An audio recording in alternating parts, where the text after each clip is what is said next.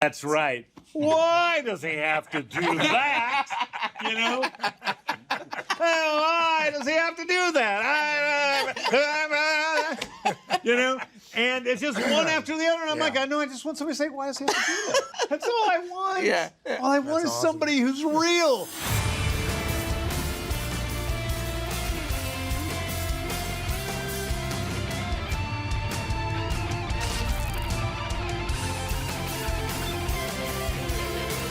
Welcome to Peacemaker, the official podcast with James Gunn. James Gunn is me. I am here, as I am every episode, with my co-hosts, the dashing Steve Agee and the wonderful Jennifer Holland. That's me, Steve. Play John Economist. Hello, I'm Jen Holland. I play Amelia Harcourt. This is the official destination to go deeper on the HBO Max original series Peacemaker. We get to go behind the scenes. We get to hear stories from sets. We get to have great guest stars like we do today. We get to determine what's canon in the DCU, discuss the great rock and roll music, answer fan questions, and so much more. On this episode, we are diving into season 1, episode 5. It's titled Monkey Dory, and it was directed by... I like that title. Yeah, good title. Yeah. You have a lot of good titles. We haven't talked a whole lot about the punny titles that we have. It's directed by Rosemary Rodriguez. A big, huge welcome to our great friend, Chuckwudi, who plays Clemson Mern. We're so lucky to have you. In addition, we have back with us today our very, very, very important first AD, Lars Winther. We had him on, what, episode? 3. That was my first, yeah.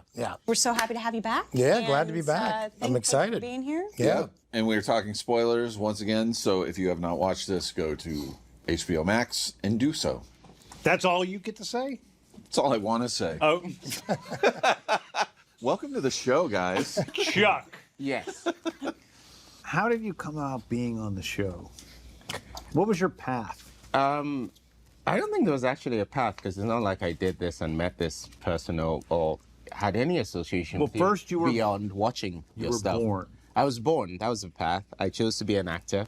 But COVID happened, Why did you right? do that to yourself? I don't know. Chuck, why did you become an actor?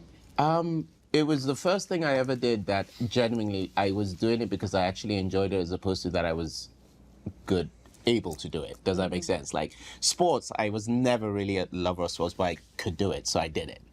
I came to the States to study economics because it was a good thing to study, and it got me into the school I wanted to get into, and it made sense. But acting was the first time I went, actually, I'm doing this, and I actually enjoy it. How old were you? Undergrad, so I was 18 when I came to the States. But I remember being a kid and just one day I'd wake up, I'd say I want to be an engineer. One day I wanted to be a wrestler. One day I wanted to be all sorts of, I remember being in school once and saying, I think I want to be a quantity surveyor. Do you know what that is? No. I don't. They're the guys you see on the street with those weird machines on tripods, and they're sort of measuring the landscape. Why? But I just surveyors. I know surveyors or whatever. That's Yeah. what I thought. But then acting was this sort of thing I was obsessed with as a kid, and a very big part of that was just watching movies. Just like my child play wasn't imaginary creatures and things like that. I was always reenacting as best I could scenes from movies and stuff. So it kind of made sense. But specifically to leading to working on Peacemaker, we were coming out of COVID, and it was one of the first auditions. It had been one of those weeks where a couple of things had come close and didn't happen, and then this turned up, and I remember thinking, yeah, like I'm gonna get this. I mean, they're gonna give it to X and Y. I can see the actor they're gonna give it to. It makes sense. The boss, the guy, Lance Reddick. You know, I was like, this is his role. But let me read it. And I read it, and I remember I was with my wife in our apartment, and we just burst out laughing. And I said, just out of principle, as an actor, as a performer, let me just see if I can have fun with this. And we did one take. That was the take you did. We set up the camera in the spare room, and you saw it. You could see the room behind me and stuff. And we did one take, and we just laughed at the end of it. I was like, okay, just send it. And then it was like a week or something later I got a call from agent saying, James loved it and stuff. I was like, great. They're going to send you another scene. I was like, shit. Because I hate callbacks. I find callbacks so kind of stressful because I mean, you can actually... when you're doing an original audition, you can just go do it and say whatever happens, and then callbacks. Oh, you might get it. Now there's pressure. Pressures on. Also, the worst one is when they ask you to do a callback sometimes with the same scene. And you're like, okay, well, I can't even pretend this is going to be original because if you want the same thing, I'm repeating now, not pretending it's spontaneous. Yeah, sometimes they ask you to do a callback with the same scene and they don't give you any context for why you're doing it again. Well, for me, when I call you back with the same scene, it's because I'm going to give you notes and I want to see how I work with you. Yeah.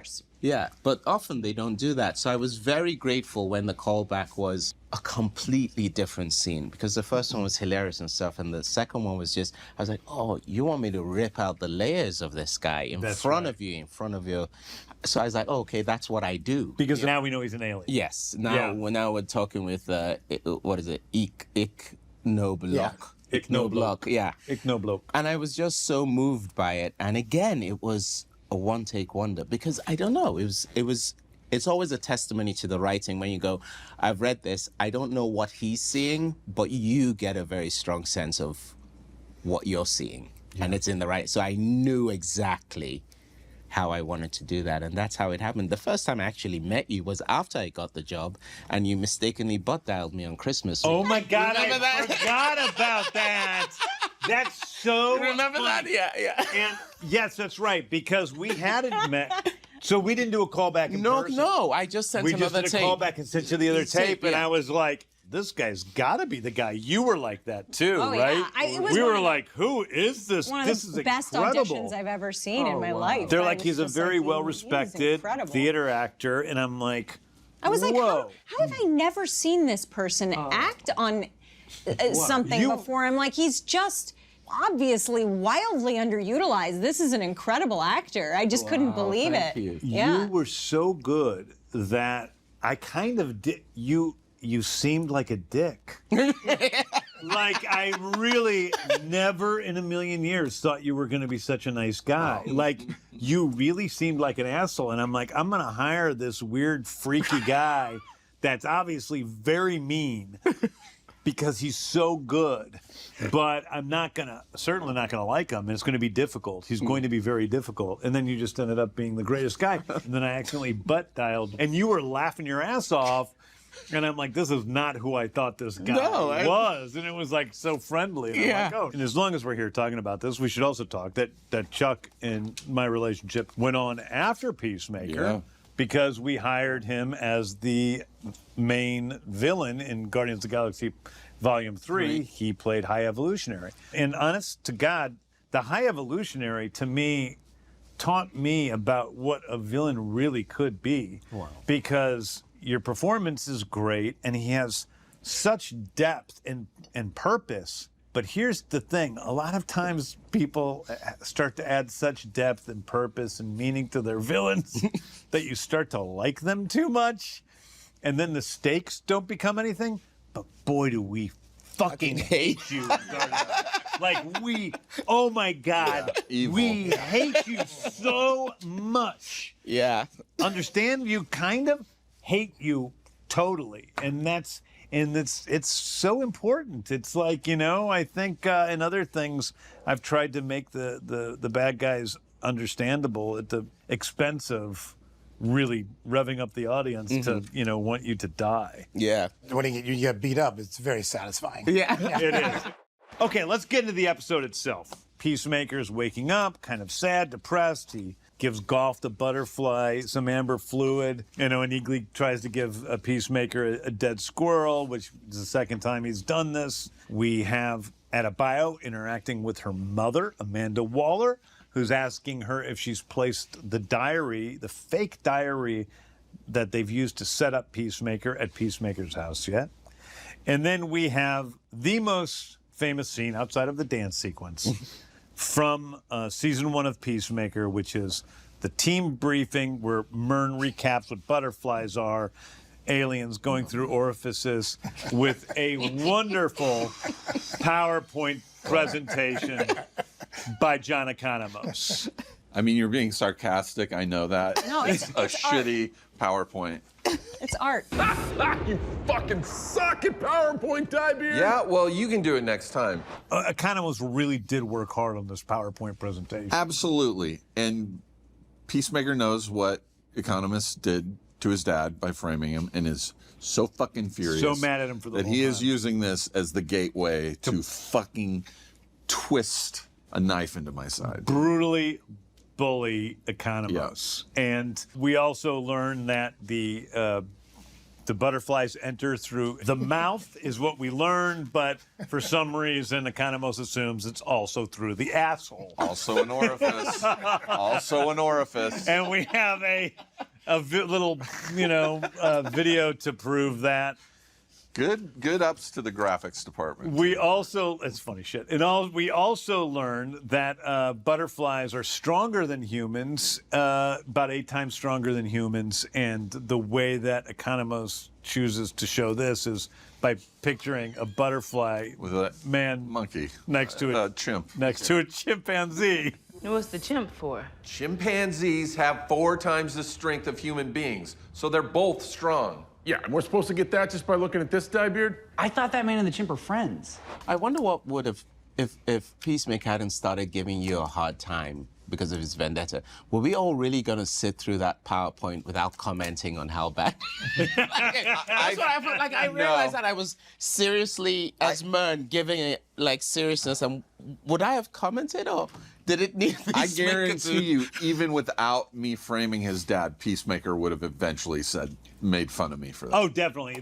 The explosion moment was out of control. When the thing explodes, because this is a special moment, that was great. So then we get into, eventually Economos turns to Peacemaker and says, dude, I didn't mean to, Frame your dad. Frame your dad. And he just tears into you. Peacemaker tears into you. And he starts listing all of the people that you could have framed for murder Before his dad. And in the script, it was a couple of people, but on Only the 2 day- people. On the day, John and I threw out a million names. And Stop. we just kept going and going and going. Dude, I didn't mean to put your father in prison. Then why'd you put him there, you fat fuck? Because I couldn't think of anybody else. What about Ariana Grande or Drake? What? Brad Pitt or Payne Stewart or Doug the Pug? Khloe Kardashian, the Red Tiger from Voltron, Fran Tarkenton, Joe Montana, Joe Montana, Eddie Murphy, Michael Jordan, Michael B. Jordan, BTS, Eugene Levy? It went fictional and real people. Yeah, generally the Animated. real people. Generally the real people are me, and generally the fictional people are. Yes. Well, he's saying Optimus Prime. Optimus Prime. That was John. Like these are people that couldn't. I wouldn't think that Amy Winehouse is dead. But then the culminating moment is the cunts from Riverdale. Sorry to say the C word. But when he says the cunts from Riverdale, and that was when the crew fucking lost it. Erupted. The 2 names that were only included in the script were Ariana Grande and Drake. Wow. That's it. Yeah. That's all it said in the script. The one that got me, what's that actor's name? Ernest Borgnine? When he said Yeah, Ernest yeah. Borgnine, I lost it. Yeah, yeah. I was like, of all that's a serious the pull. act, that's Yeah, some That's one of my that's favorite. Airwolf. That's one of my. going back to Airwolf, right? Ernest Borgnine is one of my favorite You polls. lost it too. I think that was. Ernest Borgnine is my favorite poll. This does have one of Chuck's best Peacemaker, shut the fuck up lines. You always, you're always calm, and then you lose your shit. Yeah, no, he's not. Because like in the last episode is when he was like, "Fuck you." always saying the fuck things to John. Always just like why me? Also, it should be mentioned that Peacemaker says that Superman is a poop freak. Poop fetish, yeah. He's got a poop fetish. This is not canon. Oh. Are you But- sure? Yes. But it is canon that Convenient. Peacemaker thinks that. Or believes everything he reads. He doesn't even understand what Google is because he somehow thinks that, Google It's like knows an more encyclopedia, everything. yeah. It's like a perfect encyclopedia where it is never wrong. So this is just another in line of the things that Peacemaker's saying throughout the season about Wonder Woman wants to fuck him, and She Green. was eye fucking me from across the room. Right, That's fucking nice me from line, across the room, and oh, that comes in later, I guess. But Aquaman fucks fish. All these are not things that are real. These aren't, I get that sometimes people get angry. They're like, "How dare you say Aquaman fucks fish?" Aquaman doesn't fuck fish. Peacemaker thinks he fucks fish. It's a character. He's not always right about everything, and everything he says isn't factual. He believes everything he reads online. In fact, where he learned Aquaman fucks fish is from Pepe the Frog 68 or something. He believes whatever he reads. He's like so much of us in the early, 2000s. Just everything online is real because it's written down, which hopefully the world is learning isn't true. Anyway. We get out of that. Now we need to go to Glen. That's what we learn. We do learn something from this scene besides all the funny stuff. We learn that there's a connection with Annie Sturphausen, who was the rocker chick who was killed by Peacemaker in episode 1. And Glen, which they found in the Goff residence. There's this place called Glen, which is a shipping center. Bottling company. Yep. And they have to get to Glen. So we begin our adventure. This is sort of a different Peacemaker episode because it really is a self-enclosed little story. And there's a real sitcom element to it with the bullying of Economos, which we get into a little bit more. We find out that Peacemaker has always been a bully and that people have always called him a bully. And one of his main things was naming other guys in his class after their dicks, like his friends Veiny McVeinerson. He calls Thimble, Prince Charming. I think maybe you're discounting how funny some of the shit I was saying was. It's not funny calling him Diebeard for the 1,000th time when he's told you repeatedly he doesn't like it. That's just Peacemaker, man. He's always giving people nicknames. Yeah, thanks. Being a bully's just part of his personality. What? Like how you used to call my brother Prince Charming. My brother was a handsome man. That was a compliment. I'm going to go out on a limb here and say that I don't think he considered it a compliment that you called him Prince Charming because his penis was shaped like a scepter. It's bulbous at the bottom, I guess. I don't know. At the top. I think it's a little bit of a tip heavy. Oh, the tip heavy. Yeah, okay, Yeah. Yeah. Meanwhile, detectives Song and Fitzgibbon are putting 2 and 2 together. They're trying to get the fingerprints from Agee Smith, Peacemaker's dad, to see if he really committed this crime or not.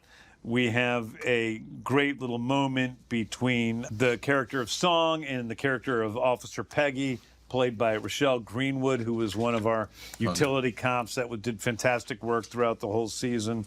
And they put it together and they realized that it is not, in fact, his prints. Meanwhile, we go into the mobile unit as the gang is headed to Glen, and we have an incredibly important sequence for me where we talk about Common Love of Hanoi Rocks, the band, by Economos and Peacemaker. And Hanoi Rocks is a really important band to me.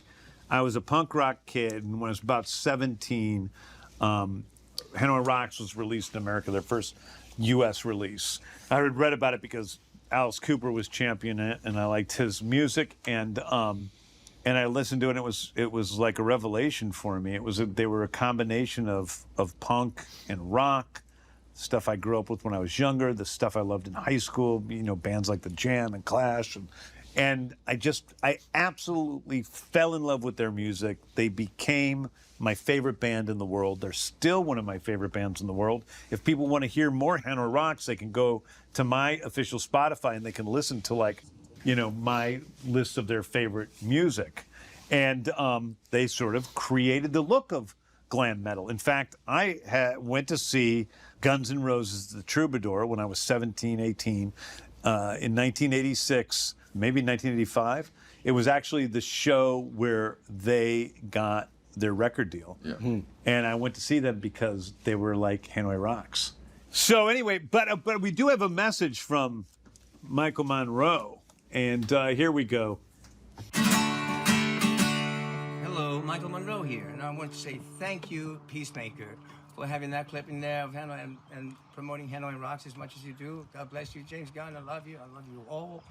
And Hanoi Rocks was the kind of band that, we were an entity unto ourselves. And the record sales never really reflected our fame, but there ain't no cooler way to expand our fame around the world than being on the Peacemaker show. And that is incredible. It's so cool. You got that group, 11th Street kids out there.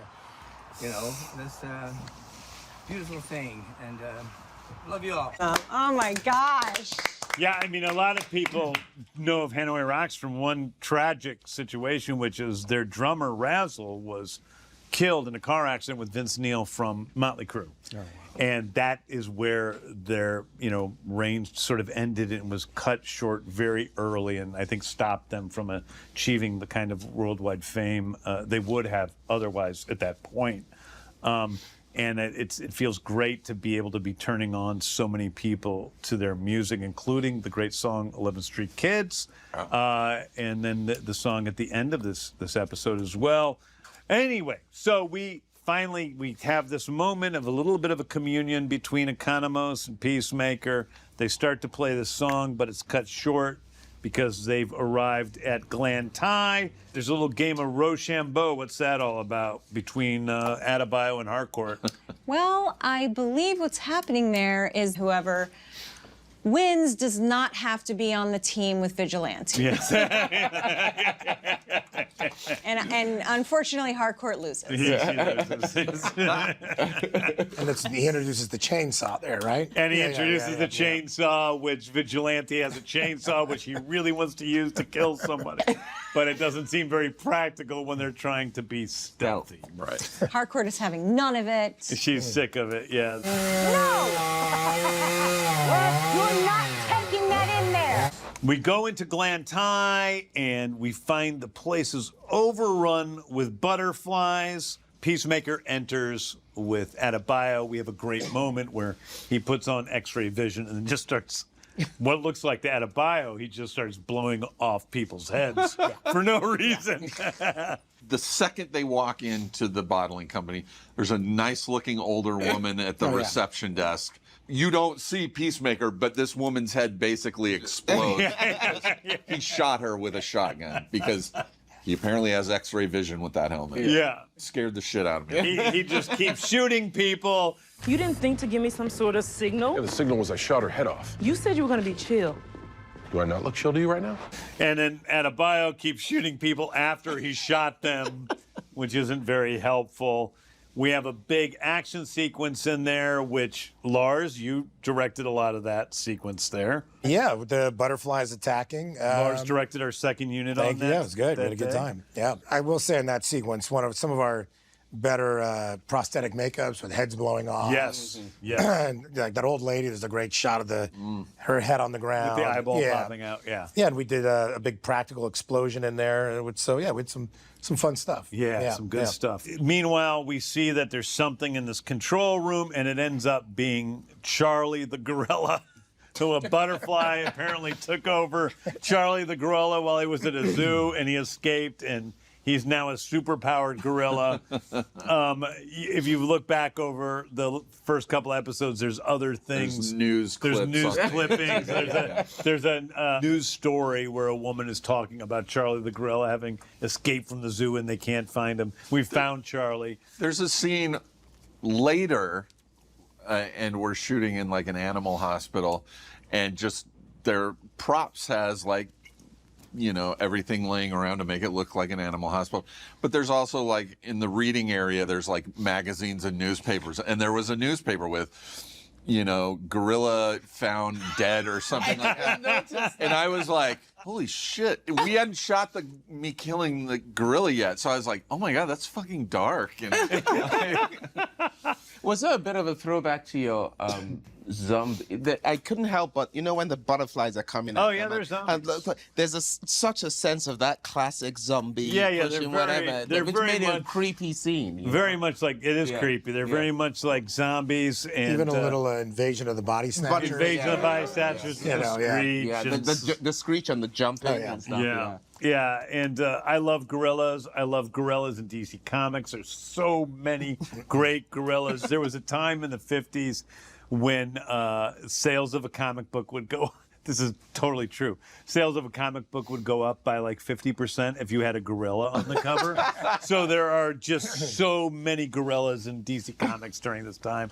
So it's great to have a gorilla that is horrifyingly killed by John Economos. With a chainsaw. With a chainsaw, and in Peacemaker, you know, kind of comes around to the Econo train. Saved his life. You did save his life. And you become the Econo goat at that point. A much better nickname. A much better nickname Much than better. Beard. They drive home and they're listening to the 11th Street Kids. This is kind of an important scene because I think, you know, it's about the 11th Street Kids, as we call this group today, being born. And they're kind of dancing together, and there's a moment that Harcourt captures. Yeah, Harcourt's just kind of observing the team. It was the first time that she accepted that she didn't just get saddled with this group of people that she just had to stick with until she goes her separate way again. Like, she's got this this family, and it's beautiful. And so she sits back and she takes a little photo. She doesn't make a big stink out of it, but she takes this photo of the group just having a blast. And that photo becomes important. It's from Harcourt's point of view, and I wanted to glimpse a moment of life. One point I just wanted to make on that scene in the car is like, that's sort of what's really fun about dealing with stuff that, quote unquote, on paper could be sentimental, the way you handle that stuff. You don't let it become that. You know what I mean? You have the music playing.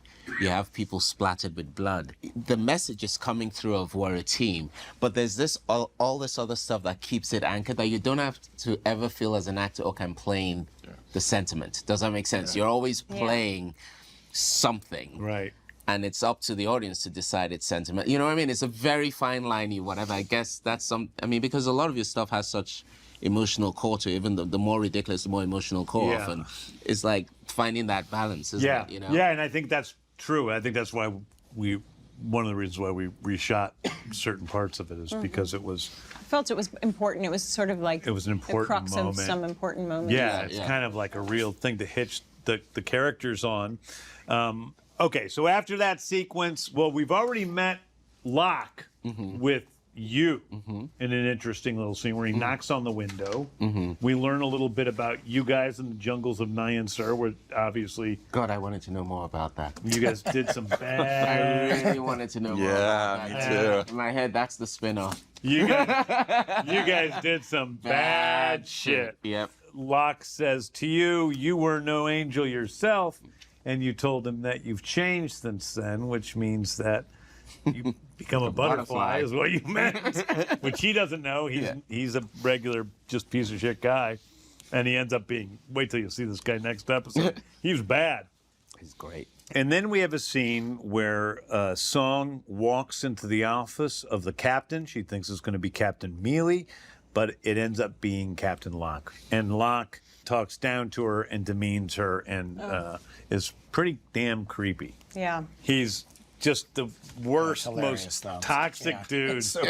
Where he backs her into the corner? Not looking at her. He just gaslights the shit. Oh, he gaslights the shit out of her. Then we have the gang back with Myrn, and now you guys are all together, and they are stoked about killing a gorilla.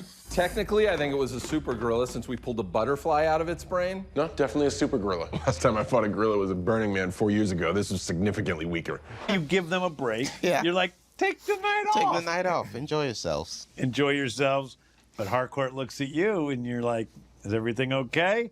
Yep. She says, yeah, it's okay. She knows something's up. We don't quite know what she knows yet. That was a really cool setup that we didn't know what she knew. Yeah. Do you know what I mean? It was because of course I'm acting opposite you because whatever, but it's not till I watch it later I go, oh, you were actually saying I know you're a butterfly. You just look like you're like, what is your story? Do you know what I mean? It's so I love that. That's one of the cool things about, reveal that happens in film in a way that isn't in other sort of mediums. It's also a fun thing to do with directing and acting is you can do a lot with these little moments that it might say she gives them a look in the script, but like when you see between two actors, you know there's something more going on. Well, this is good work. We're going to need to sort through this and see what we can find.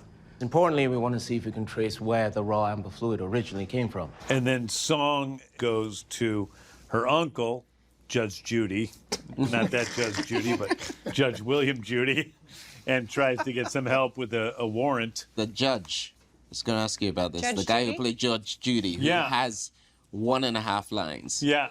But yet is just cast just right. That's what that person would look like. Yeah. And I was intrigued to ask you about, do you oversee the casting of every character that speaks? I look at casting tapes for every single character. Is that true? It is true. 100%. The smaller the character gets, the less. Oftentimes they'll bring me a couple. We'll try to people weed it and down. Yeah, like they usually. Yeah, I don't have to. When I'm casting for Myrn, I'll look at hundreds of auditions. If I'm casting for William Judge Judy, I might look at 5 auditions. But yeah, I'm always choosing who the characters are. Sometimes those one-liners, they can bone you on the day. Yeah. And we've been there where you're like, ugh. Yeah. And then you're like looking at the crew, like, okay, what could we put in here? I don't want to throw anybody under the bus, but there was an actor in one show, so But he's going to do it anyway. I think it's important because it teaches actors a little bit about acting if you want to be an actor. I remember casting a small role in a small film, one line. And the line was, somebody was butting in line to that person, and the actor has to say, God, why does he have to do that? Right? Just like I did now. I had auditioned, 50, 100 actors. I'll bet I can tell you what most of them sound like. Yeah. God, why does he have to do that? That's right. Why does he have to do that?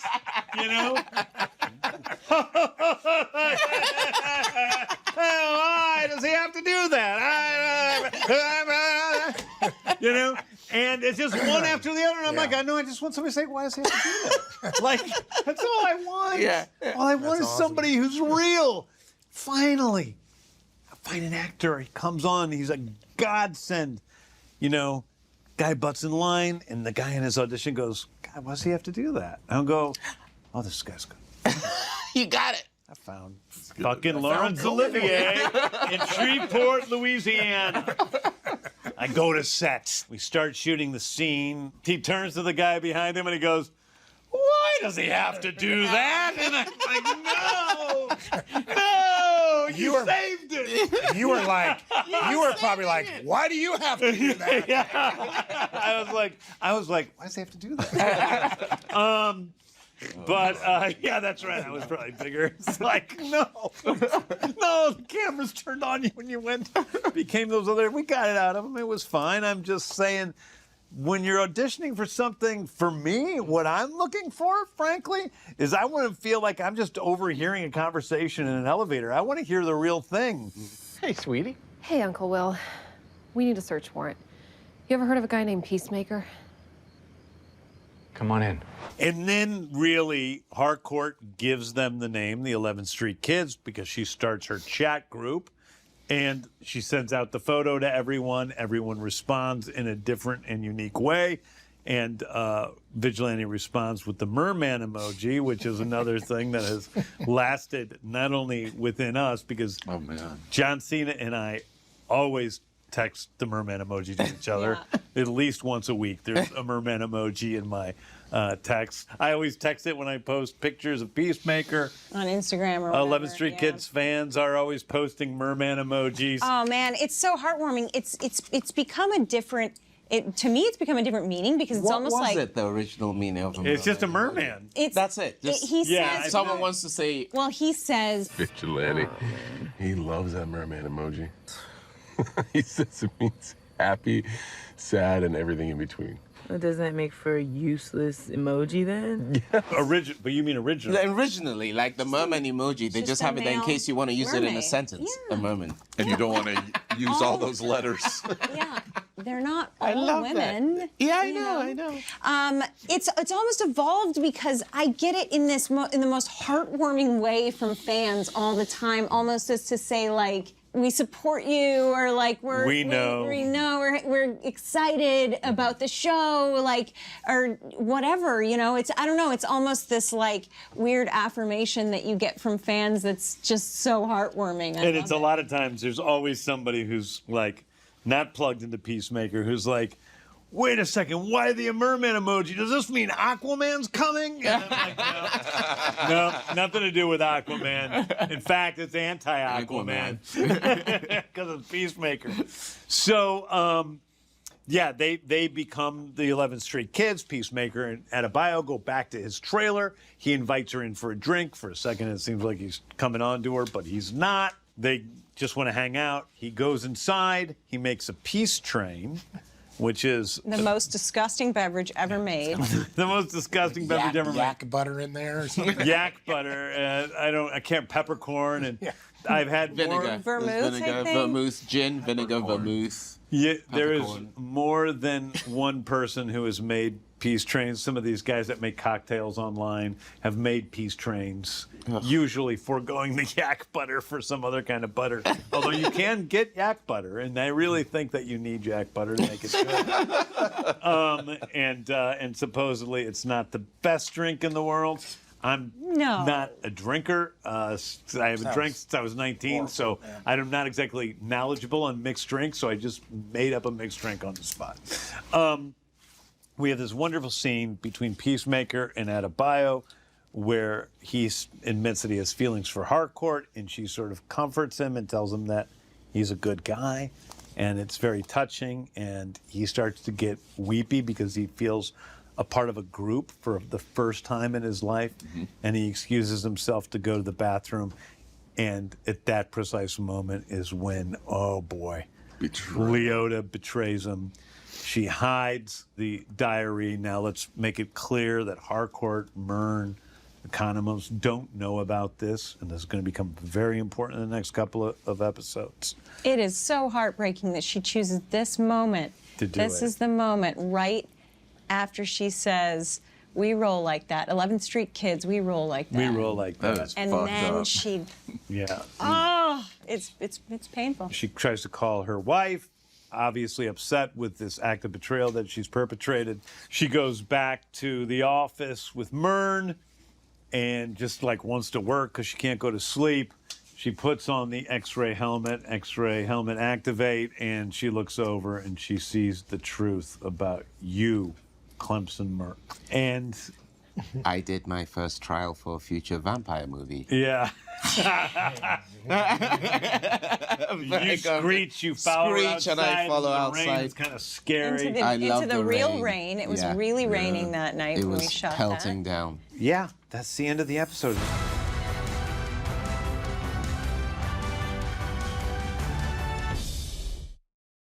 Let's talk about, what do you think the song Spotlight for this? What is the song Spotlight? We got so many good songs. 11th Street. It's got to be 11th Street Kids. I mean, It's got to be 11th Street Kids. It goes to Hanoi Rocks, and that is off of their 1981 album, Bangkok Shocks, Saigon Shakes, Hanoi Rocks. We have another song by Hanoi Rocks in there called Fallen Star, which is off their 1982 album, Oriental Beat. Both of those are amazing albums. They're a Finnish rock band that was formed in 1979, believe it or not. They're closer to rock and roll and punk than they are to metal in many ways, but they did pave the way for Guns N' Roses and Poison and all of these bands. And they're still playing. Mike Monroe and Sammy Yaffa are still playing together after all these years. Awesome. wow. Canon? Should we do what's canon? I mean, Do we you've do already canon? Why through it? disproved the poop fetish. Yeah, it's not. Oh, is Clemson Myrn canon? I think Clemson Myrn is canon. Maybe his face might not be canon if we want to cast Chuck as something else in the DCU. But also Chuck could end up being some other character maybe that isn't so humanoid. That would be great. I love it. I'm very excited. So, Find out what this is. how about some Eagly airmail bag? Let's do Let's some do it. fan Okay, questions. what do we got? We have 2 voicemails. The first one is from Jordan via the DC Discord. Here we go. Hello, this is Jordan, and all these older comics, you saw those gorillas, people went bananas for them. They sold super well. Was that something that you had in the back of your mind, like that weird fascination people had with gorillas in DC when you made that butterfly gorilla? Well, the answer is, as I said earlier, absolutely. I also one of those people that loves gorillas in comics. But I will offer one other little bit, is that Stevie Blackheart, known as Stephen Blackheart by the audience, is the voice of Charlie the Gorilla, and he plays Sidney Happerson in Superman. Yeah. All right, so now we have Santiago, also from the DC Discord, audio message. Hi there, my name is Santiago. I'm a big fan of the show, big fan of DC Comics in general. This question is for James Gunn. In the first season, you give us that little tidbit of that newspaper clipping on Peacemaker's wall that says something along the lines of like, Kite Man finally taken down by Peacemaker. Right. Now, it doesn't imply that he's met his ultimate end there. Is there any chance we'll ever see Kite Man adapted into your new vision of the DC universe, whether that's animated or live action? Hopefully live action. Thank you for your time. Pressure's on. Canon. It may say Peacemaker has taken down Kite Man. I don't think that means permanently. I don't think it means he killed him, took him down. I think he just, got Clipped him. his wings. Yeah, got him, and he's in prison now. Yeah, so he's his fine. kite. So we could see Kite Man, sure. Okay, Mosan 1391599 Jesus wants to know, why are they 11th Street kids and not adults? I think you'd probably have to ask Michael Monroe that. Yeah. That is a good. That's a cool question. Because that's the name of the song. Not the 11th Street adults. Looks like this one's a two-parter from @Eric McClung. How does crafting lesser-known characters like Peacemaker and Vigilante compare to shaping icons like Superman and Lex? It's very different. It is actually very different because I feel pretty free with Peacemaker and Vigilante to kind of create characters that are somewhat different from versions of them we've seen in the comics so far. Yeah. Vigilante more than Peacemaker. But with Superman and Lex, characters that are so well known in the public imagination, I think you just have to take that into account as you're creating them. And also, the other difference is Vigilante is in how many dozens of comics since he was first created 43 years ago versus the thousands and thousands of comics that Superman and Lex Luthor have been in. So there's just so much more an idea of who those characters are. So it's harder. It's harder. Some more freedom in working with lesser-known characters. Yeah, but also less guardrails in a way that you have to kind of create them yourself. You have to create what are the parameters of these guys' personalities. The flip side of that is that having so much, thousands of comics and stuff, how often do you give yourself license to say, yeah, I have those thousands of comics, so why don't I create another 1,000 more by making my own choices about them? Do you know what I mean? Or Well, I mean, I think it's a little, I think you have to realize what is really core to the character and what is maybe not as core. And with a character like Superman, as people who've seen the movie, there are a couple of things that are outside the norm of what we think of as, the origin of Superman, one thing in particular. But most of it is pretty much who we imagine that character is. We're just kind of going deeper into who he is and what motivates him than maybe has been done normally in the past. All right, and the second half of this question, what creative challenges arise when balancing canon constraints with the story you want to tell? I can't think of a time where canon constraints have affected me negatively so much. Like I said, there are places where you take advantage of it by changing canon to splashy effect. The DC Comics canon is not the DCU canon. So we can do what we want with the characters. However, there are many things that I like and other people like from Superman, Batman, Wonder Woman, so forth, that we stay very consistent with the comics. But there's nothing, canon doesn't exist until it appears in the DCU. Yeah. As a person who truly does love DC characters, I'm usually a pretty good judge in terms of what's offensive and what's not, usually. You know, I mean, I'm a super Batman fan, and there are certain things that I would not change about Batman. There are certain things that I would change about Batman. Not because of what I think other people will react to it, but because I'm a Batman fan. So I understand what those things are. And I think that's just as true for Superman and Wonder Woman and Plastic Man and other characters that have, you know, a certain amount of history. That's it.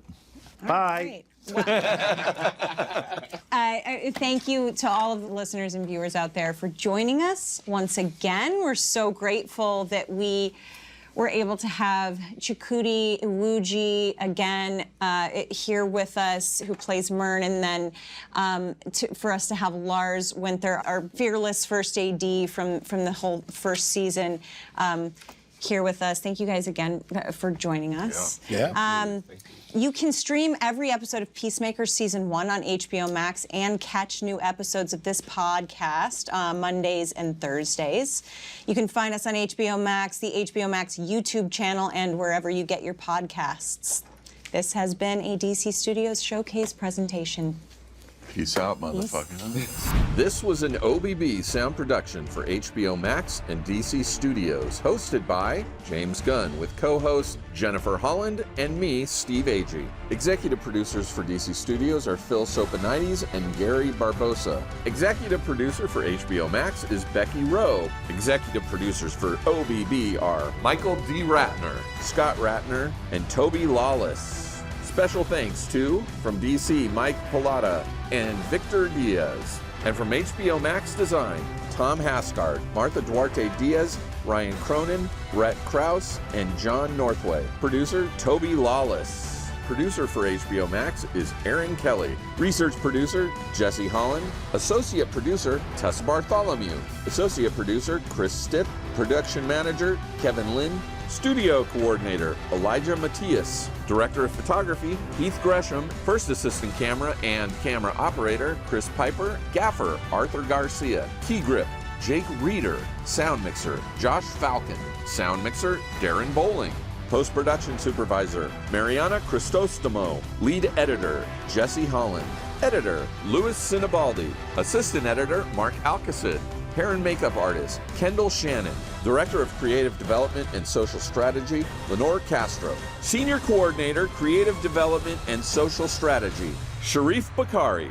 Production Assistant, Antonio Cavallo. Are you wearing your one red onesie, Santa? On Christmas. Yeah. It was on Christmas or Christmas Eve? It was or something? around that time, yeah. Wait. Hold on. I wasn't wearing a onesie. It was a hoodie. A hoodie, yeah. Well, it looked like sorry. It was a Christmas. James Gunn wearing it. It was actually what it was.